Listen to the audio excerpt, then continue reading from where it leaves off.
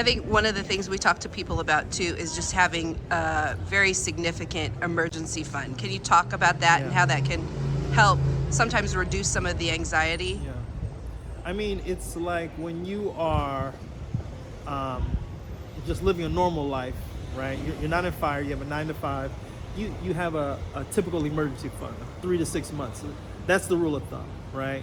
But when you are fire, your emergency fund has to be set up a little differently. It has to be set up based off of the worst case scenarios of the stock market crashing, and you cannot pull from your stock portfolio during the crash.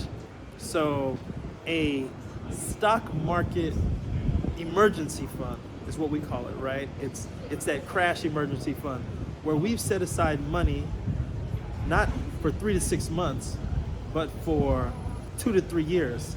In case the stock market crashes, instead of pulling from our stock portfolio, we can pull from our stock portfolio emergency fund, which is usually in a money market account, which is usually in CDs or in cash, and we can live off of that instead of pulling from our stock market fund when the market is low.